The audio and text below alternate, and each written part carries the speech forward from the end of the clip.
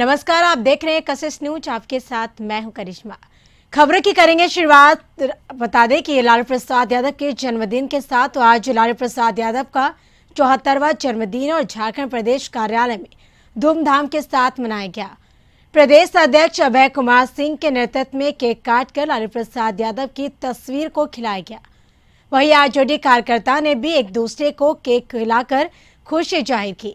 लालू प्रसाद यादव के जन्मदिन को यादगार बनाने को लेकर राष्ट्रीय जनता दल के द्वारा गरीबों के बीच भोजन कराने का भी काम किया गया। एक अरसे के बाद लालू प्रसाद यादव अपने परिवार के साथ अपना 74वां जन्मदिन मना रहे हैं। ऐसे में पूरा आरजेडी परिवार उनके जन्मदिन को लेकर उत्साहित है और एक दूसरे को बधाई दे रहे हैं। प्रदेश अध्यक्ष अभय कुमार सिंह ने कहा कि लालू प्रसाद यादव गरीबों के मसीहा का यानी 74वां जन्मदिन को गरीबों के नाम समर्पित है।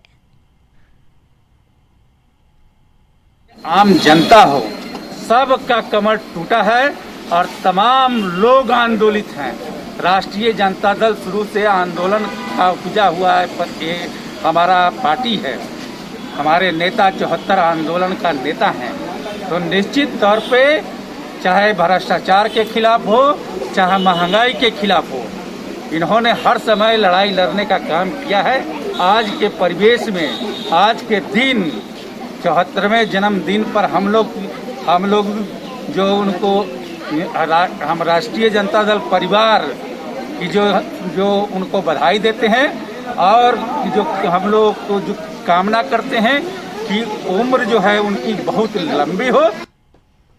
पेट्रोल और डीजल की बढ़ती कीमतों के खिलाफ आज प्रदेश कांग्रेस राज्य भर में विरोध प्रदर्शन कर रहा। दरअसल कीमतों में इजाफा को लेकर पेट्रोल पंप के समक्ष कांग्रेस के प्रदर्शन का कार्यक्रम निर्धारित है।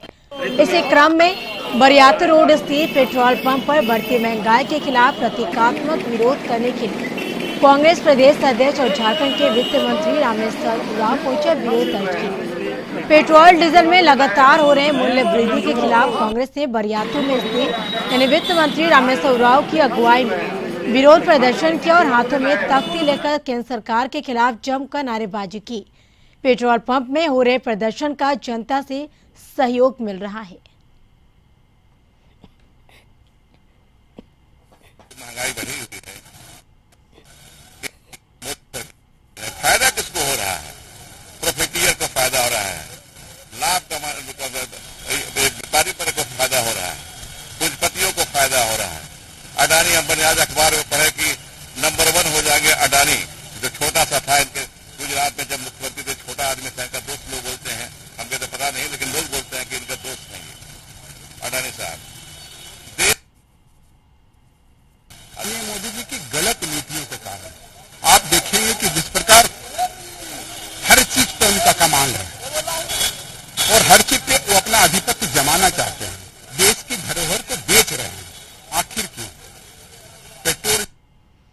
पेट्रोल और डीजल के दामों में बेतहाशा वृद्धि हो गई है।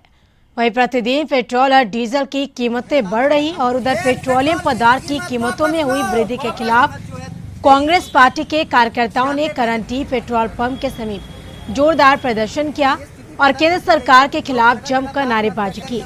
प्रदर्शनकारियों का कहना है कि केंद्र सरकार ने एक साल के भीतर 25 से 30 यानी पेट्रोल और डीजल के दामों में वृद्धि कर दी है, जिससे सभी सामान की कीमत आकाश छू रहा। इन प्रदर्शनकारियों ने पेट्रोल पंप के समीप सड़क किनारे फंदा लगाकर यह संदेश दिया कि आने वाले दिन में महंगाई से त्रस्त होकर लोग आत्महत्या करेंगे और इन लोगों ने केंद्र सरकार से मांग की है कि पेट्रोल और डीजल की कीमत कम हो ताकि आम लोगों को राहत मिले। कांग्रेस जन मिल के आज करंडी पेट्रोल पंप के बाहर में पेट्रोल और डीजल की महंगी कीमतों का विरोध कर रहे हैं। जैसे आप सभी को पता ही होगा, पिछले एक साल में पेट्रोल की कीमत 25 रुपये 63 पैसे तथा डीजल की कीमत 23 रुपये 96 पैसे बढ़ चुका है। इससे आप अंदाजा लगा सकते हैं कि हर चीज़ों की सिर्फ तेल के साथ साथ सिर्फ तेल की कीमत नहीं बढ़ती है, इसके साथ साथ सभी चीज़ों का लिंक है। हर चीज़ों का दाम जो आसमान छू रहा है, हर चीज़ों का कीमत 36% तक में, आंकड़ा जो है 36% तक में वृद्धि हो चुकी है। इसी के विरोध में आज जो है हम लोग सारे कांग्रेस जन मिलकर आज विरोध प्रदर्शन कर रहे हैं और इस सरकार को चेताना चाहते हैं, इसको होश में लाना चाहते हैं कि आप जल्द से जल्द तेल और पेट्रोल की कीमतों को सामान्य करे, इसकी वृद्धि को दर को कम करे ताकि जनता को राहत मिल सके। लोहरदगा में भी कांग्रेस ने तेल की बढ़ती दरों को लेकर केंद्र सरकार पर हमला बोलते हुए कहा कि सरकार की गलत नीतियों के कारण पेट्रोल 100 रुपए के पार चला गया है। अखिल भारतीय कांग्रेस कमेटी के निर्देश पर कांग्रेस पार्टी ने सार्वजनिक लूट के खिलाफ शुक्रवार को पूरे पेट्रोल पंप के सामने देशव्यापी प्रतीकात्मक विरोध प्रदर्शन कर और ईंधन की कीमतों में वृद्धि को तत्काल वापस लेने की मांग करने का फैसला किया।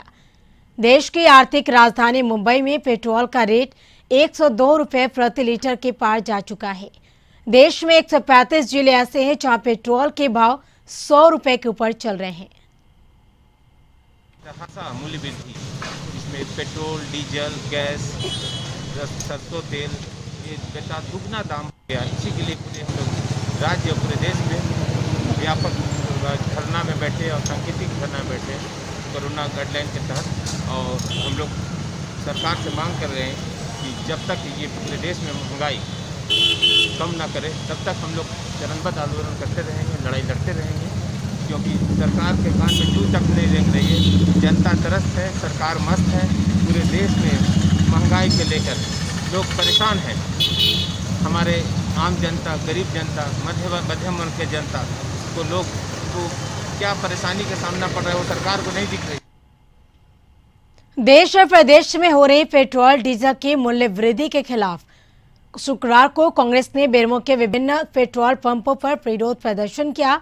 कांग्रेसी नेताओं ने कहा कि कोरोना काल में पहले से आर्थिक तंगी से जूझ रहे नागरिकों को ईंधन की मूल्य वृद्धि ने महंगाई के दलदल में और गहराई में ढकेल दिया है। बीजेपी सरकार ने पिछले 7 साल में पेट्रोल व डीजल पर करों में बार बार भारी बढ़ोतरी करके पेट्रोल और डीजल की कीमतों को रिकॉर्ड स्तर पर पहुंचा दिया है। गैस का भी इस प्रकार दाम बढ़ाया है कि लोग महंगाई से त्राहिमाम कर रहा है। जो गैस 500 रुपये में भराते थे आज 1000 हो गया। जो पेट्रोल 50 रुपये लीटर लेते थे आज 100 रुपये लीटर हो गया। इस प्रकार जो महंगाई बढ़ रहा है ये कहीं ना कहीं मोदी सरकार फेलुअर की ओर जा रहा है, इसमें कहीं दो राय नहीं है। संभालने का मौका है, संभल जाए, नहीं तो जनता उन्हें संभाल दे। डीजल और पेट्रोल के मूल्य वृद्धि के खिलाफ हम लोग आज धरना प्रदर्शन कार्यक्रम के साथ ये आज हम लोग कार्यक्रम चल रहा है। भाइयों, पता है आप लोग को कि 2014 में पूरे विश्व में 119 रुपया प्रति बैरल तेल था, तब भी हम लोग उस समय 70 रुपये से बेसी हम लोग तेल, डीजल या पेट्रोल हम लोग खरीदते नहीं थे। लेकिन आज पूरा विश्व में 63 रुपया प्रति बैरल तेल है, और जबकि हम लोग आज उसी देख लिए हम लोग 100 रुपया प्रति बैरल, 100 रुपया प्रति लीटर हम लोग या पेट्रोल हो डीजल हो दोनों में कोई समानता नहीं है, हम लोग आज खरीद रहे हैं। पेट्रोल और डीजल की बढ़ती कीमतों के खिलाफ कांग्रेस का देशव्यापी प्रदर्शन है। आज पूरे देश सहित पूरे प्रदेश में पेट्रोल पंप में पहुंचकर प्रदर्शन और विरोध कर रही है। इसी को लेकर बोकारो बलिटी स्थित इंडियन ऑयल के पेट्रोल पंप में प्रदेश कांग्रेस के कार्यकारी अध्यक्ष राजेश ठाकुर ने विरोध प्रदर्शन किया। इस दौरान उनके साथ जिलाध्यक्ष मंजूर अंसारी भी मौजूद रहे।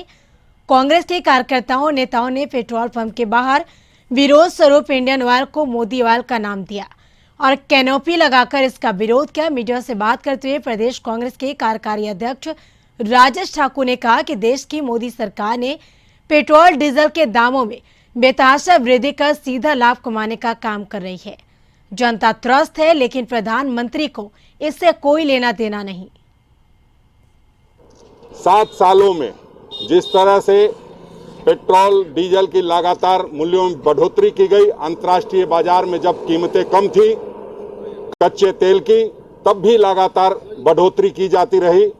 ये समझिए कि पूरे देश के लोगों से मोदी सरकार ने पैसा निकालने का काम किया है और लोग त्राहिमाम कर रहे हैं, कह रहे हैं कि खा गया राशन, पी गया तेल और बेच गया रेल। अब इससे मुक्ति पाना चाहते हैं लोग, या तो मूल्य वृद्धि वापस ले, नहीं तो सत्ता छोड़ करके वापस जाए। अगर उनके बस का नहीं है तो इस काम को छोड़ दें। हम लोग आज पूरे देश में इस मूल्य वृद्धि के खिलाफ आंदोलन कर रहे हैं। राज्य यानी झारखंड बोर्ड की 10वीं और 12वीं की परीक्षाएं रद्द कर दी गई है। कोरोना संकट के चलते सीएम हेमंत सोरेन ने ये ट्वीट फैसला लिया और ट्वीट कर इसकी जानकारी दी है। तो झारखंड की 10वीं और 12वीं की परीक्षाएं रद्द कर दी गई है। कोरोना संकट को देखते हुए यह फैसला लिया गया। सीएम हेमंत सोरेन ने ट्वीट कर इसकी जानकारी दी है।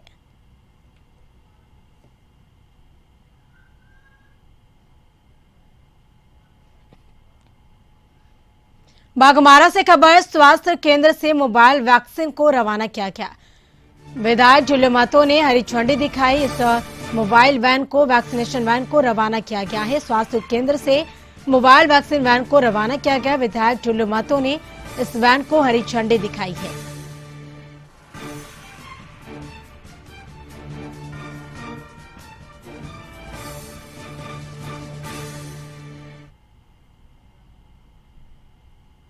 धनबाद NSMMCH के पीजी ब्लॉक एक्सटेंशन में बनाए गए कोविड सेंटर में मरीज, डॉक्टर, नर्स, मशीनें, उपकरण, दवाएं, इन सब के बीच गूंज रही थी दिलकश म्यूजिक की धुन और इलाज कराए लोग उस धुन पर डांस और व्यायाम कर रहे थे।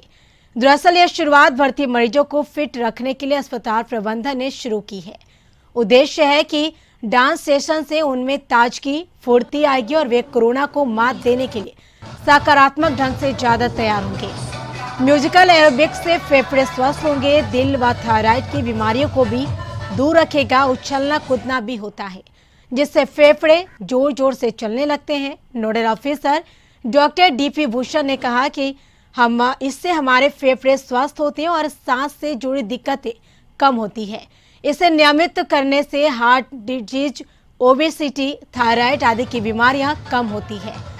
मरीज का मानसिक दृढ़ता भी मिलती है मरीज को और इसके लिए किसी उपकरण की जरूरत भी नहीं है। कोई भी कहीं भी इसे आसानी से कर सकता है। पोस्ट कोविड सिंड्रोम जो हम लोग की एक एंटिटी है, इस एंटिटी में अधिकतर लोग शारीरिक रूप से स्वस्थ होते हैं लेकिन मानसिक रूप से स्वस्थ नहीं हो पाते हैं। इसीलिए ऐसा होना चाहिए कि उनको मानसिक जो चिंताएं हैं उनसे उनका बचाव हो और इस बचाव के लिए इस तरह का योग, प्राणायाम, सूर्य नमस्कार और जुम्बा क्लासेस हमने किए हैं। जो सबसे कमज़ोर लोग हैं वो लाइब्रेरी, उससे ऊपर वाले प्राणायाम, उसके ऊपर वाले सूर्य नमस्कार और जो टोटली फिट हैं और 60 साल से नीचे हैं उनके लिए हम लोग जुम्बा क्लासेस करते हैं। यहाँ रुकेंगे एक छोटे से ब्रेक के लिए। ब्रेक के बाद जल्द हाजिर होंगे। ग्रामीण विकास मंत्री आलमगीर आलम ने जिला स्तरीय पदाधिकारियों के साथ साहिबगंज जिले में ग्रामीण विकास की योजनाओं की प्रगति से संबंधित बैठक की। बैठक में उपायुक्त रामनिवास यादव ने जिले में ग्रामीण विकास से संबंधित योजनाओं से माननीय मंत्री को अवगत कराया। इस दौरान उपायुक्त श्री यादव ने विभिन्न योजनाओं के तहत हुए कार्यों की प्रगति के बारे में विस्तार पूर्वक बताया। उपायुक्त ने मंत्री आलमगीर आलम को जिले में कोविड-19 संक्रमण के रोकथाम हेतु किए गए उपायों के बारे में जानकारी देते हुए कहा कि वर्तमान समय में जिले में संक्रमण कम है और बृहद पैमाने पर टेस्टिंग की जा रही है। उन्होंने कहा कि ग्रामीण इलाकों में कई टीकाकरण केंद्र बनाए गए हैं जिसमें लोगों का टीकाकरण कराया जा रहा और साथ ही मोबाइल वैक्सीनेशन वैन के जरिए भी लोगों को कोविड-19 की वैक्सीन दी जा रही है। महामारी के चलते जो लक्ष्य हम लोगों ने हर साल बजट में देते हैं, लेकिन कुछ समय आता है फिर कोविड महामारी आती है और जो टेस्टिंग हुआ है कम समय में बहुत अच्छा टेस्ट हुआ है। वन और जीविका, लोगों का रोजगार कैसे बढ़ाया जाए।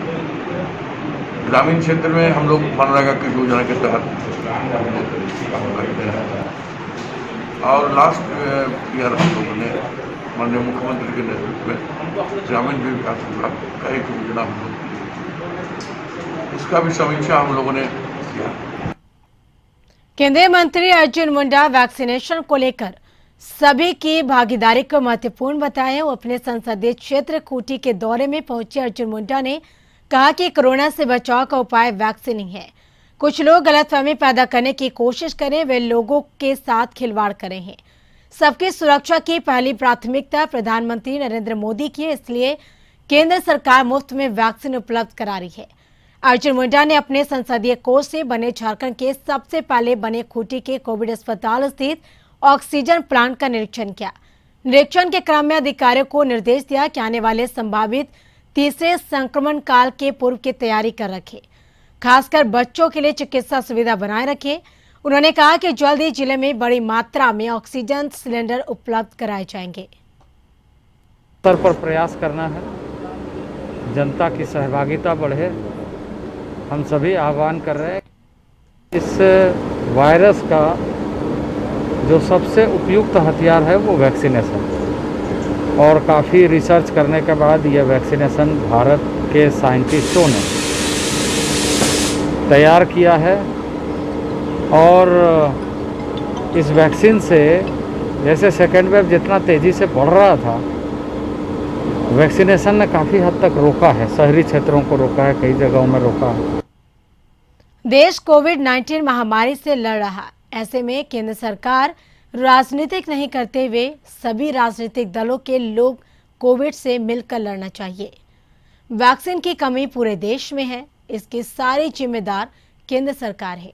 उक्त बातें राज्यसभा सांसद धीरज प्रसाद साहू ने कही।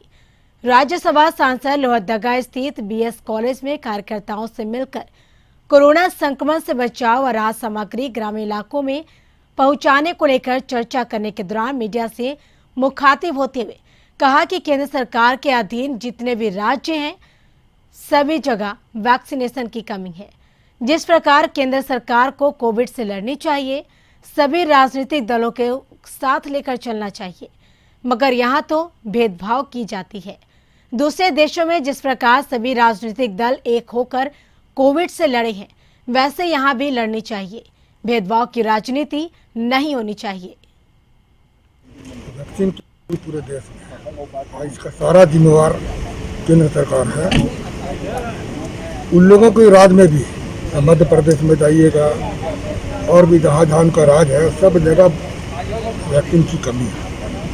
और जिस तरह से कोविड से लड़ना चाहिए केंद्र को, हम सभी को ले लेकर चलना चाहिए। तो यहाँ भेदभाव जो राजनीति हो रही है, उस पर अंकुश लगाकर अगर ठीक तरह से लड़ा जाए, जैसे कि और देश कोविड से लड़ने के लिए एकजुटता दिखाई है, जैसे आप यूके चले जाए, आपका यूएसए चले जाए, और भी बहुत सारा ऐसा देश, ऑस्ट्रेलिया चले जाए, तो वहाँ पर जिस तरह से कोविड से लड़ा गया, इसको फॉलो करते हुए इंडिया में भी इस तरह से अगर लागू हो जाए, सभी एकजुट होकर के अगर कोविड से लड़े, तो हम लोगों को काफ़ी सफलता मिलेगी।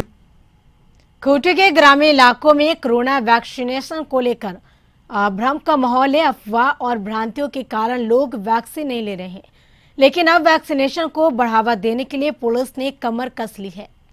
खूंटी जिले के मोरू थाना क्षेत्र में पुलिस के द्वारा वाहन चेकिंग अभियान चलाकर बिना कागजात वाले वाहन चालकों का वैक्सीनेशन कराया जा रहा है।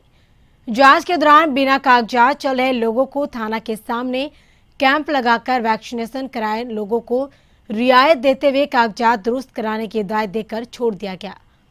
वैक्सीनेशन को लेकर ग्रामीणों में इतना डर है कि वैक्सीनेशन को बढ़ावा नहीं मिल पा रहा है। प्रशासन के द्वारा ग्राम सभा और जागरूकता अभियान के माध्यम से टीकाकरण को लेकर प्रेरित किया जा रहा। इसके बावजूद टीकाकरण की संख्या नहीं बढ़ पाई और ऐसे में पुलिस ने बेवजह बिना कागजात सड़कों पर घूमने वालों को पकड़ कर वैक्सीन दिया जा रहा है। पुलिस के इस अभियान का खासा असर देखने को मिल रहा। पुलिस के इस अभियान का ग्रामीणों के साथ साथ सामाजिक कार्यकर्ताओं ने भी सराहना की है। हम लोग जा रहे हैं, ग्राम प्रधान से मिल रहे हैं, कोई लोग इसका पहल नहीं कर रहा है। तो आज सोचा कि आज हम लोग थाना पर ही चेकिंग लगाते हैं। हर किसी को कुछ न कुछ डॉक्यूमेंट्स में कमी रहता है गाड़ी वाले को। हम लोगों ने उसको ऑप्शन दिया कि या तो आप वैक्सीन लगा लें या तो फिर आपको फाइन काटा जाएगा। तो बहुत सारे लोग सहमत हुए, लगभग 50 के लोग अब तक वैक्सीन लगा चुके। काफ़ी अच्छा रहा है, जिस तरह से वैक्सीनेशन चल रहा था उससे काफ़ी अच्छा रिस्पांस मिल रहा है हम लोग को। आज अभी हम लोग 50 यहाँ पे तुरंत कर चुके हैं। लोग इंटरेस्टेड है, यहाँ पे ले रहे हैं वैक्सीन। गांव में ये चीज़ नहीं हो रहा है, यहाँ पे हम लोग को अच्छा अचीवमेंट मिल रहा है। साइबर अपराध का गढ़ जामताड़ा में पुलिस को बड़ी सफलता हाथ लगी। बता चले कि जामताड़ा साइबर थाना पुलिस ने करमटान थाना क्षेत्र के रामपुर माधवपुर गांव में छापेमारी कर 9 साइबर अपराधी को साइबर फिशिंग करते हुए रंगे हाथ गिरफ्तार किया। जामताड़ा एसपी कार्यालय में प्रेस कॉन्फ्रेंस में एसपी दीपक कुमार सिन्हा ने इस संबंध में जानकारी देते हुए कहा कि गुप्त सूचना के आधार पर साइबर डीएसपी के नेतृत्व में की गई छापेमारी में कर्माटांड थाना क्षेत्र के रामपुर माधोपुर गांव में बास्के राय के घर के पीछे बैठकर कई साइबर अपराधी फर्जी बैंक अधिकारी बनकर लोगों को कॉल कर साइबर फिशिंग को अंजाम दे रहा था। पुलिस ने इस दौरान 9 साइबर अपराधियों को धर दबोचा। सभी के पास से विभिन्न कंपनी के 13 मोबाइल, 22 फर्जी सिम और 1 मोटरसाइकिल बरामद हुई है। अपराधियों के विरुद्ध अभियान चलाया गया, जिसके तहत कर्माटांड थाना के रामपुर माधोपुर गांव में स्थित एक बास्की राय का मकान है, उसके घर के पीछे ये लोग बैठ करके, सभी साइबर अपराधी बैठ करके फिशिंग का कार्य कर रहे थे। फर्जी अधिकारी बन के लोगों को फ़ोन कर रहे थे। इसी के क्रम में छापामारी कर इन लोगों को गिरफ्तार किया गया है। गढ़वा जिले में इन दिनों अजब गजब के कारनामे देखने को मिल रहा है। तो बता दें कि हमने 10 जून को दिखाया था कि भवन प्रमंडल का कारनामा की कैसे बगैर हैंडओवर के ही विभाग ने रिपेयरिंग का काम निकाल दिया। गढ़वा जिले का चीनिया प्रखंड का यह एक खोरी गांव, इस गांव से होकर कनहर नदी बहती है और एक तरफ झारखंड तो दूसरी तरफ छत्तीसगढ़ राज्य है। दोनों राज्यों के कनेक्टिविटी के लिए राज्य सरकार ने इस नदी पर 8 करोड़ 42 लाख का पुल सेक्शन किया था, जिसका टेंडर निकाला गया था। इस टेंडर में 3 संवेदकों ने भाग लिया, जिसमें से एक संवेदक ने बगैर कोई प्रक्रिया के विभाग से बगैर इजाजत के काम को लगा दिया और यह कार्य नदी में 25% उतर भी गया। संवेदक और विभाग की इतनी बड़ी लापरवाही तब सामने आए जब विपक्षी पार्टी ने इस पर अपना आवाज बुलंद किया। पूर्व विधायक ने कहा कि जिले में लूट मची हुई है, बगैर टेंडर के संवेदक काम को लूट रहे हैं। वहीं कार्यस्थल पर जाने पर ग्रामीणों के द्वारा मीडिया कर्मियों को घेर लिया गया और कहा कि किसी भी कीमत यह कार्य बंद नहीं होगा। जब ग्रामीणों को इसके बारे में जानकारी दी गई तो ग्रामीण माफी मांगने लगे, जिससे लगा कि ग्रामीणों को संवेदक द्वारा ही विरोध करने के लिए भेजा गया हो।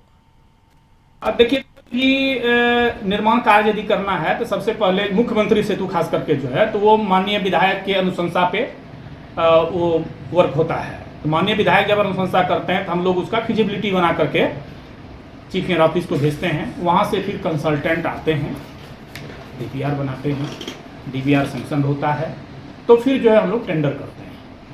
टेंडर प्रक्रिया में है कि उसका कई लोग भाग लेते हैं, फिर उसका कॉम्परेटिव स्टेटमेंट बनता है और स्वीकृति के लिए हम लोग पूरी घाट गाय घाट में 8 करोड़ 42 लाख रुपया का जो पुल बन रहा है, उनमें 4 संवेदक को बंदूक के नोक पर उनका टेंडर वापस करा दिया गया। उससे भी बड़ा बात, बिना टेंडर फाइनल हुए, बिना रेट डिसाइड हुए वहां पर काम द्रुत गति से लगा हुआ है। ये सारा मामला जांच का विषय है। उपायुक्त ने भी आज आश्वासन दिया है कि मैं आज ही विभाग को पत्र लिख रहा हूँ। बोकारो चास में बड़े पैमाने पर वन भूमि में अतिक्रमण का खेल चल रहा है। इसको लेकर चास नगर निगम के द्वारा कल कामलडी मौचा ITI मोड लोहा मंडी में 15 कारोबारियों को बता दें कि नोटिस दिया गया है।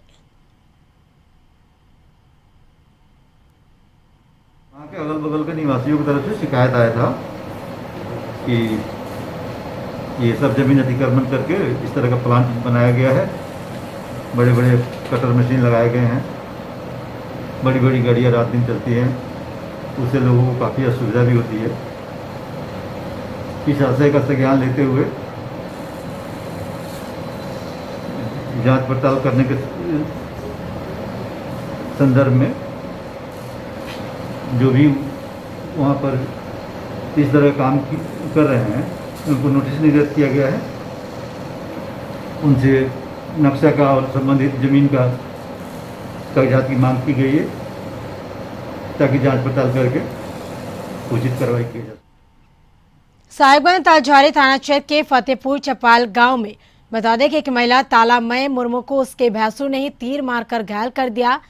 तीर मारने का कारण आपसी विवाद बताया जा रहा है। मौके पर तालझारी थाना पुलिस पहुंचकर घायल महिला को इलाज के लिए सदर अस्पताल भेजा और पुलिस आगे की कार्रवाई में जुट गई। फतेहपुर चपाल में तालाब में मुरमुर के तीर लगने की सूचना हम लोग को मिली और झलका हेमरम के द्वारा तीर लगा है, मारा गया है और हम लोग को सूचना मिली। सूचना मिलने पर हम लोग एम्बुलेंस को लेकर साथ पहुँचे और उसको इलाज हेतु सदर हॉस्पिटल साहेबगंज के लिए भेज दिया गया। जमशेदपुर के जुगसलार स्थित शनि मंदिर में झारखंड यानी शनि शांति यज्ञ का आयोजन हुआ। सरयू राय समेत कई जनप्रतिनिधि कार्यक्रम में शामिल हुए। बता दें पिछले 11 वर्षों से जुगसलाय दुखू मार्केट के नजदीक स्थित शनि मंदिर के पुजारी दामोदर शनि बाबा के द्वारा झारखंड की तरक्की और खुशहाली के लिए झारखंड शनि शांति यज्ञ का आयोजन किया आता रहा है। इसी क्रम में इस वर्ष भी शनि मंदिर परिसर में झारखंड शनि शांति यज्ञ का आयोजन किया गया। मंदिर के पुजारी दामोदर शनि बाबा ने कहा कि वैश्विक महामारी के चलते सरकार के गाइडलाइन के अनुसार यज्ञ संपन्न कराया जा रहा है।